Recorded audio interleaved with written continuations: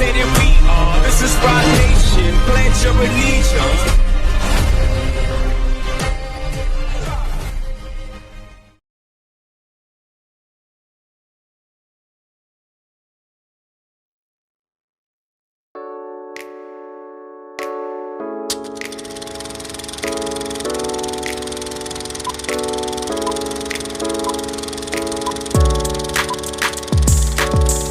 Assalamualaikum warahmatullahi wabarakatuh.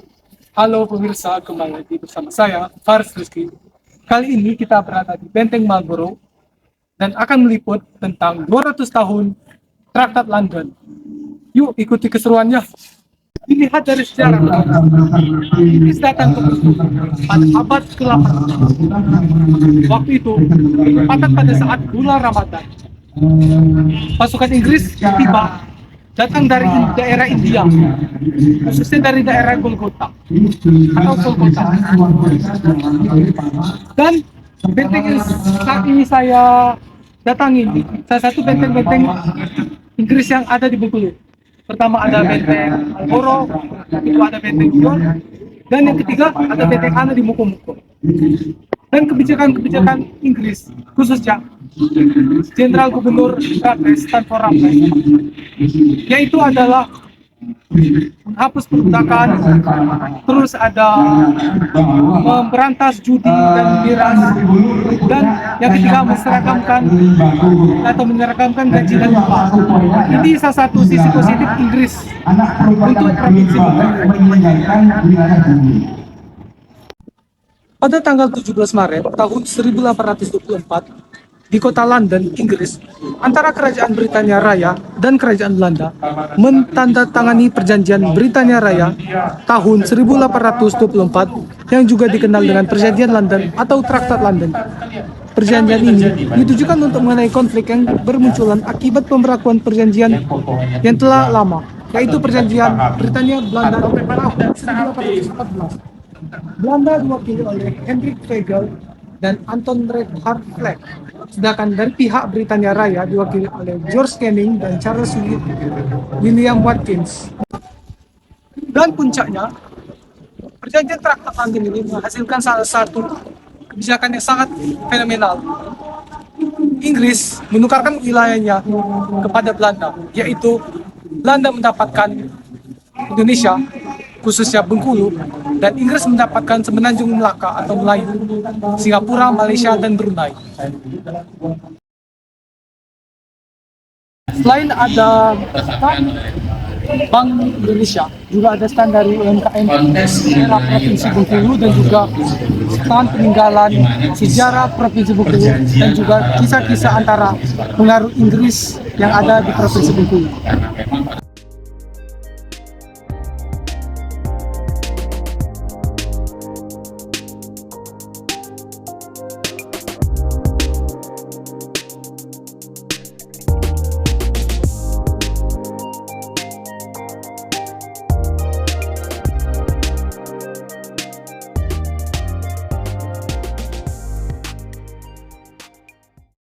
Museum Bank Indonesia ini terdapat beberapa mata uang peninggalan dari Inggris ya. Selanjutnya Agus ini dua Agus. Oh yang ini dari mana? Agus 1 dan Agus 2. Agus lokal ya Pak, Agus nasional sebenarnya. Untuk sekarang Pak. Kebanyakan mata uang ini dari berapa? Saran 100 seperti kalau uang ini saya kan 50 sampai 100.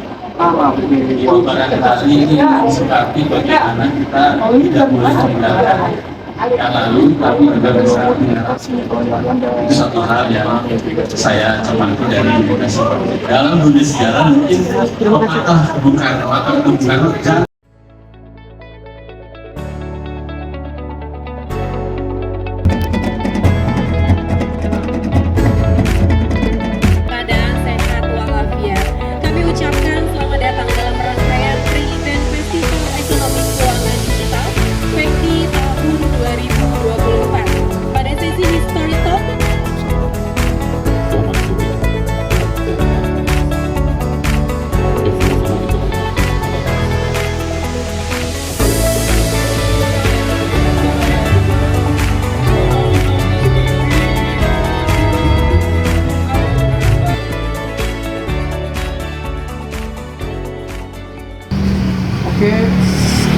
saat ini saya sedang bersama Bapak Agus sebagai narasumber Traktat London ya Pak. Pak izin bertanya mengenai acara Traktat London. Bagaimana Traktat London ini bisa mempengaruhi khususnya para kami generasi muda dan generasi milenial ini agar bisa terus melestarikan kebudayaan dan sejarah yang ada di dulu Pak? Yang pertama, bahwa Traktat London 17 Maret 1884 bagian terkecil dari peristiwa masa lalu. Peristiwa masa lalu sebenarnya Traktat London ini bagian paling kecil dari rentetan peristiwa masa lalu yang ada. Nah, oleh karena itu ini adalah peristiwa masa lalu. Peristiwa masa lalu sebenarnya selalu berputar. Masa lalu itu dulu masa kini, bahkan dulunya lagi masa lalu. Nah, sekarang masa lampau ini bagaimana berkesinambungan menjadi masa kini dan kemudian berikutnya. Nah, itu peran sejarah untuk generasi milenial. Saya pikir selain belajar sejarah masa lalu, karena sejarah ini ketika dia mempelajari masa lalu, sebenarnya dia bisa menghitung masa kini dan masa depan. Karena dengan sejarah, kalau kita jeli dengan membaca sejarah, kita bisa membaca kecenderungan zaman. Karena kecenderungan zaman itu selalu linear dan selalu gerakan spiral. Masa kini itu bisa diprediksi, bisa dianalisis. Dan masa kini itu bisa dilihat ada kesinambungannya dengan masa lalu. Nah, oleh karena itu generasi milenial itu juga belajar menganalisis peristiwa masa lalu. Kenapa menjadi pertukaran suksesi kolonial dari Inggris Belanda? Itu memang sudah jadi sejarah dan tidak bisa dielakkan lagi. Tapi generasi kekinian itu bisa mengambil manfaat dari tiga masa lalu. Bagaimana dengan tiga masa lalu itu pasti kan ada interpretasi seperti itu. Kemarin saya bicara tentang bagaimana efek dari peristiwa Traktat London. Orang jarang melihat efeknya, bahwa Traktat London ini tidak sekedar suksesi kolonial, tapi juga terjadi gelombang kegelisahan, gelombang protes yang luar biasa. Artinya kita bisa membaca masyarakat ketika terjadi perubahan, ada empat dampak. Nah, tentu saja ini menjadi bahan-bahan kajian. Karena itu ada istilah ilmiahnya sejarah itu berulang. Nah, bisa jadi peristiwa Traktat Nasional ini kan pergantian kepemimpinan, pergantian kekuasaan. Kita bisa melihat kekinian. Misalnya nanti ada pergantian petinggi. Sekarang kan pemilu ya. Jika ada pergantian petinggi pasti ada kegelisahan, ada kekhawatiran. Ini para pegawai yang lama itu khawatir itu pembelaan. Dan itu dari Traktat London itu bisa terbaca. Ada para pegawai yang lama juga masalah khawatir nanti kalau setelah Belanda masuk kemudian dia berkuasa, gaji kami apakah bisa dibayar lagi bukan Belanda? Itu bagian ketiga. Kemudian ada gelombang-gelombang protes yang lain, misalnya dia selama ini menikmati kebebasan berkebun, tuan-tuan tanah. Makanya ketika terjadi pergantian kolonial, ini para tuan tanah ini dan dikhawatirkan dengan bangkrut, dijual murah-murah. Sama dengan kalau kita mengamati mengenai kimia, ketika nanti terjadi dari Jokowi ke Prabowo misalnya, itu pasti nanti ada kekhawatiran di kalangan mereka. Mungkin zaman Jokowi yang sudah menikmati hasil yang luar biasa, mungkin zaman lalu beda nasibnya, dan itu terjadi seperti itu. Maka peristiwa Traktat London harus dilihat dari peristiwa pergantian kekuasaan, dan itu dampaknya akan kemana-mana. Bahkan Inggris sendiri ketika itu dia baru mau berangkat, walaupun track konten itu kan 17 Maret 1885, ini resminya ini dari keluar itu 6 April 1825, karena berjual tinggi itu pindahan itu kan memakan waktu lama, karena dengan ketika Bung Karno dipindahkan ke sini, dia tidak langsung untuk iska turun pergantian, tidak langsung melihat Bung Karno aja. Bung Karno katanya dia dari ide tertentu itu 14 Februari 1903. Februari dia baru Mei sampai di Bengkulu Peruah sama dengan, dan ketika orang-orang Inggris dan anak buahnya dan kerabatnya dan ada anak pinak yang dari Bengkulu itu macam-macam itu kan harus berangkat meninggal Bengkulu, itu ternyata tidak ada. Bahkan Belanda ada kesan mempersulit, bukan hanya para pribumi yang merasa gelisah khawatir nanti banyak orang yang meninggal pada Bengkulu, tapi Belanda sendiri sebenarnya tidak mengikuti orang-orang yang banyak masuk para itu harus menggunakan ini, karena buktinya kapal yang karena dia harus dari ide tertentu itu 14 Februari 1903. Februari dia baru Mei sampai di Bengkulu Peruah sama dengan, dan ketika orang-orang Inggris dan anak buahnya dan kerabatnya dan ada anak pinak yang dari Bengkulu itu macam-macam itu kan harus berangkat meninggal Bengkulu, itu ternyata tidak ada. Bahkan Belanda ada kesan mempersulit,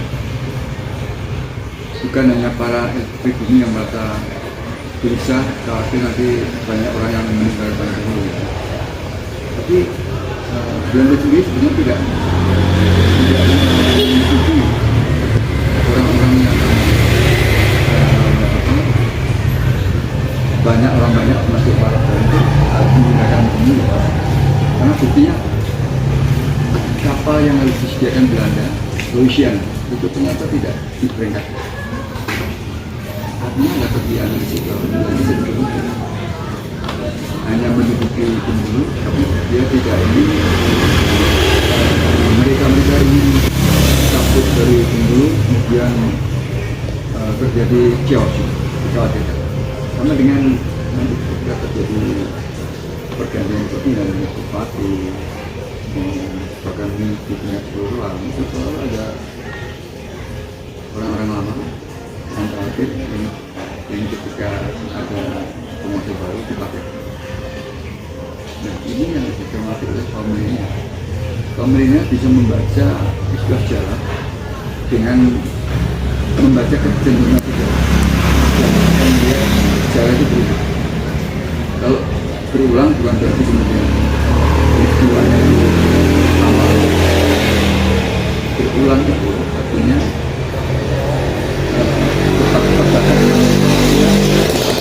sudah beda ya, tidak zamannya, orang sudah tidak ada lagi, tanggal tempatnya juga sudah beda. Tapi yang berulang itu adalah kisah, pola kisahnya.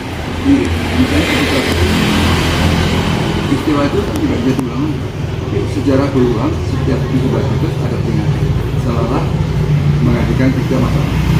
Itu tujuan dari pembelajaran sejarah kalau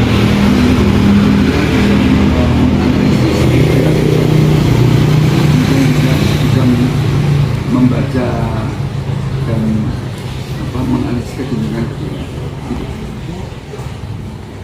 Sebentar. Pertanyaan terakhir Bapak, apa harapan Bapak melalui acara Praktek London? Dan untuk tersendirinya, gimana kalau misalnya momentum Praktek London ini bisa dijadikan kebangkitan pariwisata Bengkulu, Pak? Semua itu bisa dijadikan aset wisata karena produk sudah sedia.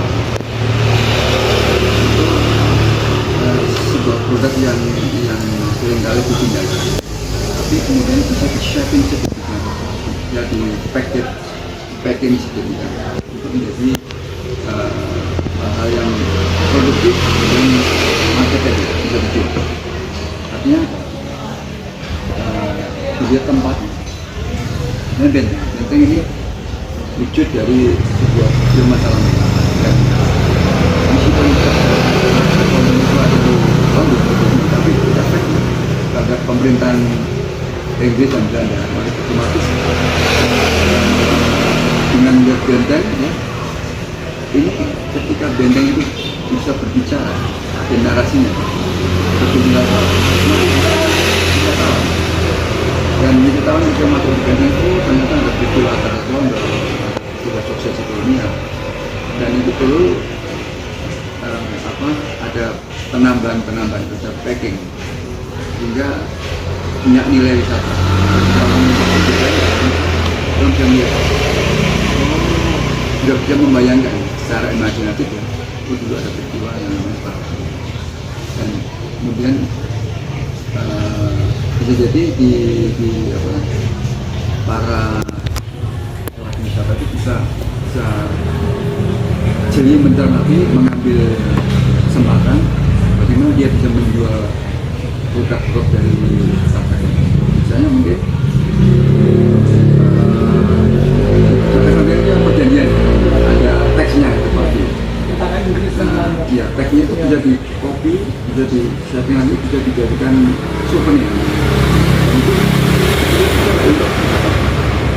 Kemudian dia juga ada kostum-kostum atau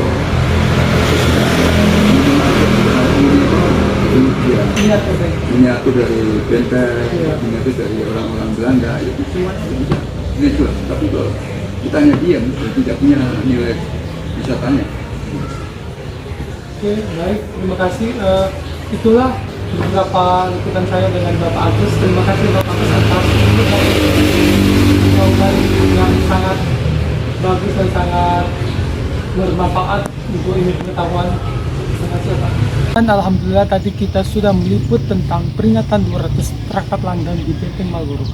Dan semoga peringatan 200 tahun Traktat London ini bisa dijadikan momentum untuk mewujudkan pariwisata Bengkulu dan juga mewujudkan rasa cinta kita terhadap Bengkulu. Sekian dari saya Faris Rizky, saya pamit undur diri dari seputar Indonesia. Wassalamualaikum warahmatullahi wabarakatuh.